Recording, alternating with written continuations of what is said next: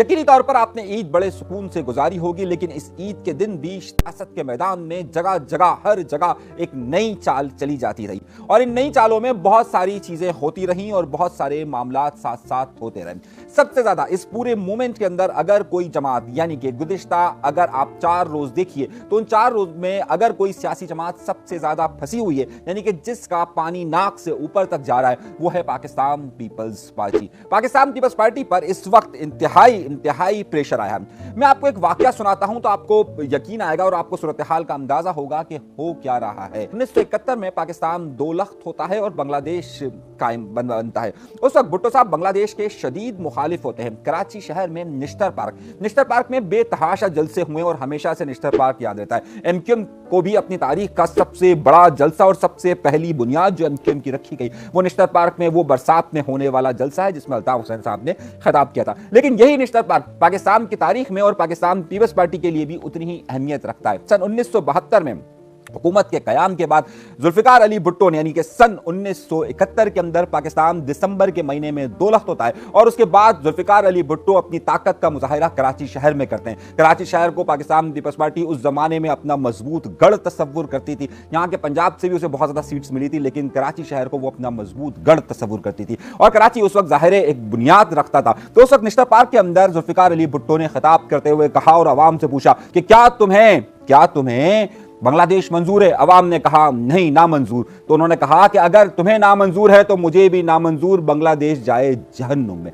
ये जुल्फिकार अली भुट्टो के लफ्ज थे। लेकिन सिर्फ 2 साल गुजरे थे और 2 साल गुजरने के बाद इस्लामी सरबराही कॉन्फ्रेंस पाकिस्तान के अंदर मुनक्किद की गई और वही जुल्फिकार अली भुट्टो ने उसी बांग्लादेश के सदर को वेलकम किया और मंजूर है के नारे लगाए। एक पाकिस्तान पीपल्स पार्टी वो हुआ करती थी और एक आज पाकिस्तान पीपल्स पार्टी वो है कि जो इस वक्त सिंध की आवाम को, कराची की आवाम को एतबार दिलाने की कोशिश कर रही है कि अल्लाह की कसम खाकर हम कहते हैं कि हम कैनाल के खिलाफ, हम कैनाल नहीं बनने देंगे। लेकिन सिंध है कि उनकी बात को तस्लीम करने के लिए तैयार ही नहीं है कि जनाब हाँ, पाकिस्तान पीपल्स पार्टी वाकई में यह बात कह रही है कि वो कैनाल को नहीं मारेगी। आखिर पाकिस्तान पीपल्स पार्टी इस नहज तक पहुंच चुकी है कि वो हर मुमकिन कोशिश ये कर रही है, अब वो रैलियां निकाल रही हैं लेकिन उन रैलियों में भी अवाम की शिरकत सरकार हुकूमत के होते हुए भी उस सतह पर मौजूद नहीं है कि वो अवाम को अपनी तरफ माइल कर सके। एक पाकिस्तान पीपल्स पार्टी वो होती थी जो अपना बयानिया बनाती थी, जो कहती थी, जिस तरह से इमरान खान आज हैं और इमरान खान पहले कहते थे कि मुझे ये मंजूर नहीं है और अब कहते हैं कि मंजूर है। पहले वो जो बात करते थे वो अलग है, वो आज बात करते हैं वो अलग है। तो आप देखिए कि आवाम जो उनकी सपोर्टर है वो उसी तरीके से उन पर बिलीव कर देती है। एक वक्त था कि पाकिस्तान पीपल्स पार्टी जो बयानियां देती थी वो आवाम उसे कबूल कर लेती थी और आज वही पाकिस्तान पीपल्स पार्टी है कि जो आवाम को ये बताने की कोशिश कर रही है कि कैनाल की हम नहीं बनने देंगे। आज वजीर आला सिंध ने भी इस बारे में कहा कि कैनाल को पाकिस्तान पीपल्स पार्टी किसी सूरत में कबूल नहीं करेगी और इसी का ताकत का मजहर बताने के लिए 4 तारीख को जुल्फिकार अली भुट्टो की बरसी के मौके पर गढ़ी खुदाबख्श में इन्होंने जलसे का अनाउंसमेंट किया। मगर मैं आपको एक बड़ी अहम और तारीखी बात बताना चाहता हूं और खबर आपको वहीं से निकलेगी। गुज़िश्ता 5-6 साल आप देखिए गढ़ी खुदाबख्श के अंदर जुल्फिकार अली भुट्टो की बरसी के मौके पर आपको कभी भी वहां पर इन सालों के अंदर कोई बड़ा इज्तिमा नहीं हुआ। लेकिन अब पाकिस्तान पीपल्स पार्टी क्यों कर रही है?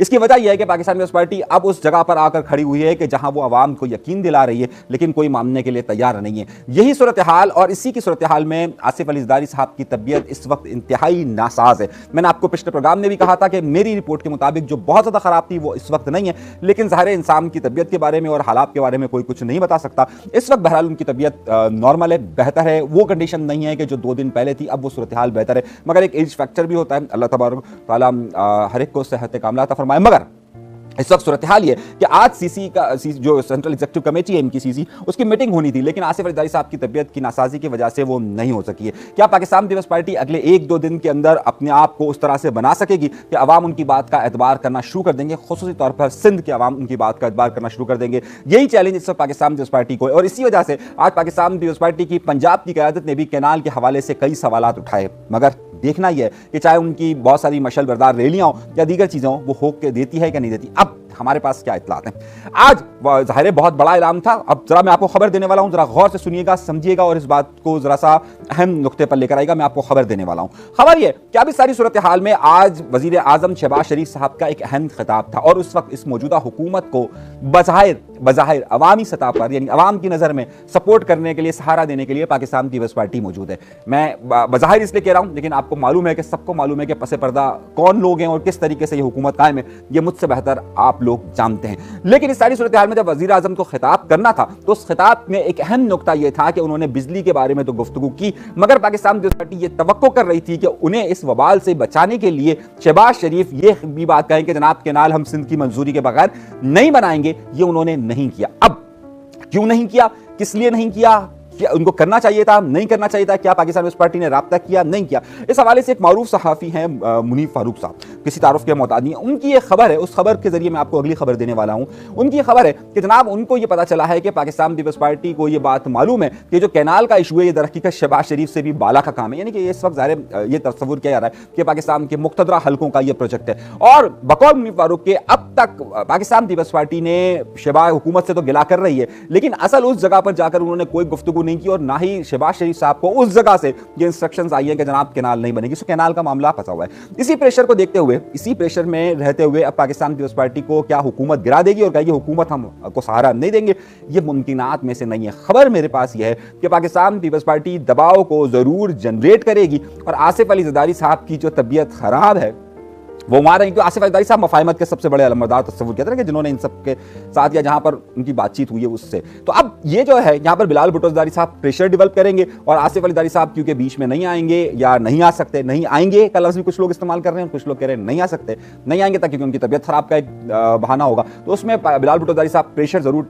डेवलप करेंगे। लेकिन मेरी खबर इतला बिल्कुल कंफर्म जादूगरनी दे रही है कि उस जगह पर कुछ जगहों पर यह बात जरूर हुई है कि पाकिस्तान पीपल्स पार्टी हुकूमत को गिराने की तरफ नहीं जाएगी। ये अभी तक की इतलात हैं। अगले 2-3 दिनों के अंदर क्या और बड़ी तब्दीली होती है देख लीजिएगा। ना ही वो हुकूमत को हटाएगी, ये बात कंफर्म मैं आपको खबर दे रहा हूं कि वो इस हद तक नहीं जाएगी। अब हुकूमत गिराने का सबसे बड़ा मौका कौन सा होगा कि जब अदम एतमाद हो, कि जब बजट की मंजूरी हो। जब बजट की मंजूरी का मामला आएगा तो उस वक्त अगर इन्हें बजट के लिए वोट नहीं मिलता तो ये हुकूमत गिर सकती है, लेकिन बजट के लिए वोट होगा और बजट के लिए वोट दिया जाएगा, ये उसी वक्त की बात है। ये मैं अब तक की आपको सूरत हाल बता रहा हूं, जो आपको बड़ी खबर दे रहा हूं। तो अगर कोई तस्वुर कर रहा है कि कैनाल वाले मामला में कुछ ये मामला हो जाएगा तो ऐसा नहीं होगा। अलबत्ता एक बड़ी खबर इसके साथ ये जुड़ी हुई है कि जुल्फिकार जूनियर यानी कि जो पाकिस्तान पीपल्स पार्टी शहीद भुट्टो ग्रुप के इस वक्त आप सरबराह कह सकते हैं, इस वक्त उन्होंने बड़ा एक अहम ऐलान किया है। उन्होंने कहा कि जिस वक्त जुल्फिकार अली भुट्टो की बरसी का ये इवेंट मना रहे होंगे, एंड उसी वक्त शहीद भुट्टो ग्रुप भी यानी कि जुल्फिकार जूनियर भी पाकिस्तान पीपल्स पार्टी शहीद भुट्टो ग्रुप का प्रोग्राम वहां हो रहा होगा। तो दो तरह के क्लैशेस इस वक्त सामने आ रहे हैं।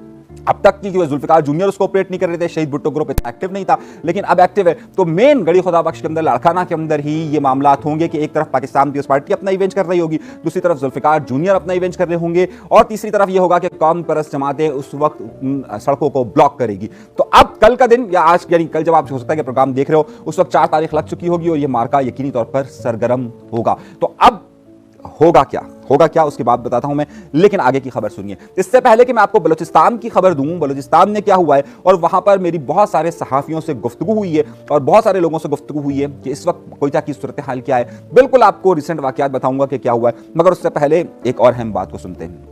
अफाक अहमद साहब, जिसके मुतालिक 12 अप्रैल के हवाले से एक बड़े शो की बात कही जा रही थी कि हर एक इस वक्त कराची शहर में, सिंध के शहरी इलाकों के अंदर ये पूछ रहा है कि 12 अप्रैल को क्या होगा। अफाक अहमद साहब ने आज इस बात का ऐलान किया है कि 2 बड़ी बातों की। सबसे पहली बात, मेरी एक खबर की तस्दीक हुई है। मैंने आपसे कहा था कि ऑल पार्टीज कॉन्फ्रेंस के लिए जो कि इस वक्त गवर्नर हाउस की बात कही जा रही है, उसके लिए अफाक अहमद साहब से या जमात इस्लामी से कोई राब्ता नहीं हुआ। ये मैंने आपको कल भी खबर दी थी, परसों भी खबर दी थी, आज मेरी इस खबर की तस्दीक हुई है और उस पर अफाक अहमद साहब ने कहा है कि जनाब हमारा उनसे कोई वास्ता नहीं, कोई राब्ता नहीं हुआ है। दूसरी, उन्होंने आज अपनी प्रेस कॉन्फ्रेंस के अंदर इस बात तो कहा है। दूसरी तरफ जमात इस्लामी भी ये कह रही है कि कोई राब्ता नहीं हुआ। तो एक तो हमारी इस खबर की तस्दीक हुई है कि ऐसा कोई भी मामला नहीं हो रहा है। और अब हुआ यह कि उन्होंने बाकायदा पावर शो का ऐलान किया। इस पावर शो के लिए उन्होंने कहा है कि हमने सिर्फ सफेद झंडा डंपर से, क्योंकि सिर्फ महाजिर ही नहीं जहां बाक हो रहे बल्कि तमाम लोग जहां बाक हो रहे हैं, इसलिए हमने कहा है कि सफेद झंडे के तहत तमाम कौमों के लोग वहां पर आ जाए। इस हवाले से इन्होंने बाकायदा सुन्नी तहरीक, जमात इस्लामी मरकजी मुस्लिम लीग और तहरीक इंसाफ सबको ये बात कही है कि जनाब आपके लोग भी इसमें शामिल हों,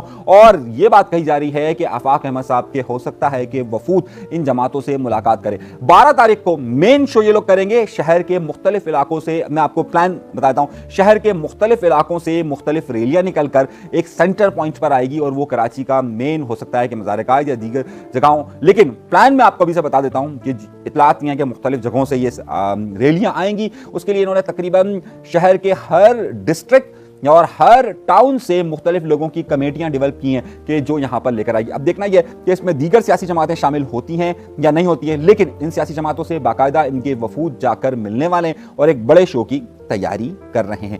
अब इसमें अगली खबर जो एक रह गई है कि अल्ताफ हुसैन साहब की तैयारियां क्या हो रही हैं, उस पर मैं बाद में आता हूं, लेकिन उससे पहले बलूचिस्तान पर आ जाता हूं। बलूचिस्तान में हमने राब्ता किया था तमाम जो वहाँ के बड़े सहाफ़ी हैं। मैंने मस्तूंग में बात की, मैंने बलूचिस्तान कोयटा में बात की, मैंने खुजदार में बात की, और जो लोग इस वक्त उस धरने के अंदर मौजूद हैं जो कोयटा के बाहर यानी कि वहाँ पर मौजूद हैं उससे 30 किलोमीटर के फासले पर। मैं जब ये प्रोग्राम रिकॉर्ड करवा रहा हूँ अभी तक इस बारे में कोई अनाउंसमेंट नहीं हुआ। अब मैं आपको एक बड़ी खबर दे रहा हूँ, जरा सुनिएगा।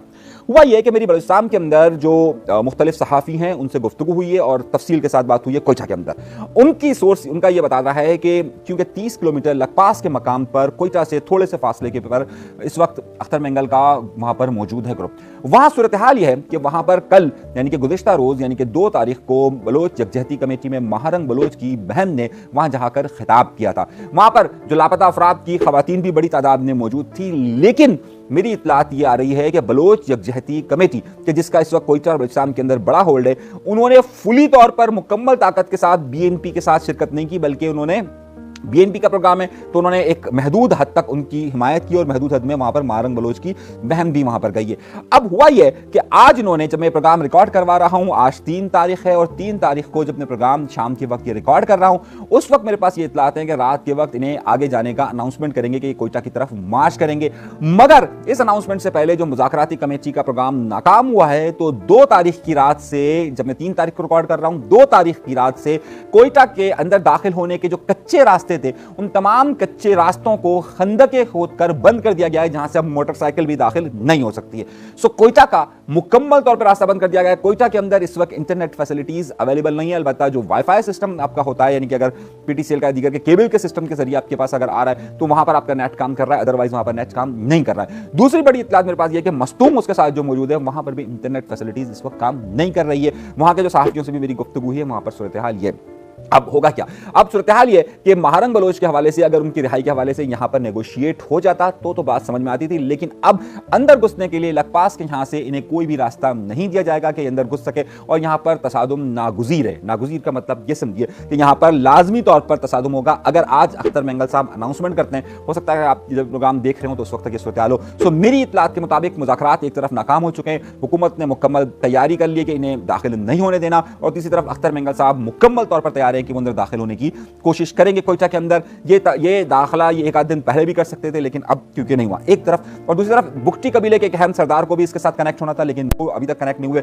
शायद कल या परसों वो तारीख देंगे इनके साथ कनेक्ट होने की, और जिसके बाद वो भी अपने लोग लेकर वहां पर दाखिल होंगे। तो ये सूरत हाल इस वक्त कोयटा की, बलूचिस्तान की सूरत हाल है कि वहां पर ये क्या मामलात हो रहे हैं और किस तरीके से हो रहे हैं। एक और खबर ये थी कि फरहान मलिक साहब के, अब जब हमारे यहाँ अदालतें खुलती हैं तो हर तरह से खुलती हैं, तो फरहान मलिक साहब को ईद के दिन वहां पर पेश किया गया और उनका फिर जो है वो उन्हें जुडिशल कर दिया गया, जेसी उनको कर दी गई। आज उनकी जमानत की दरख्वास्त डाली गई थी, दरख्वास्त जमानत उनकी मुस्तरद कर दी गई है। अब 5 तारीख को उन्हें अदालत में दोबारा से पेश किया जाएगा, और पेश करने के बाद देखना है कि अब वहां पर मामलात क्या होते हैं। आखिरी खबर, इसके साथ बहुत सारी क्योंकि खबरें, आखिरी खबर यह कि अल्ताफ हुसैन साहब के हवाले से इत्तलात हमारे पास ये मिल रही हैं कि 23 तारीख को उनके मुकदमे की समाअत है, और मुकदमे की यानी जो उन पर तकारीर पर पाबंदी सितंबर 2015 में लगी थी। ये 22 अगस्त 2016 वाली तकरीर नहीं, जब इन पर तकरीर पर पाबंदी लगी थी, तो उसके लिए बाकायदा तैयारियां शुरू हो चुकी हैं और कुछ लोगों के नाम फाइनलाइज हुए हैं कि जिन्हें वहां पर जाकर अल्ताफ हुसैन साहब का मुकदमा वो सुनेंगे। इतलात हमारे पास ये आ रही हैं कि कराची से भी 1-2 लोग जा रहे हैं कि जिनके बारे में हमारे पास इतलात आ रही हैं कि जो बाकायदा उस मुकदमे में बनेंगे।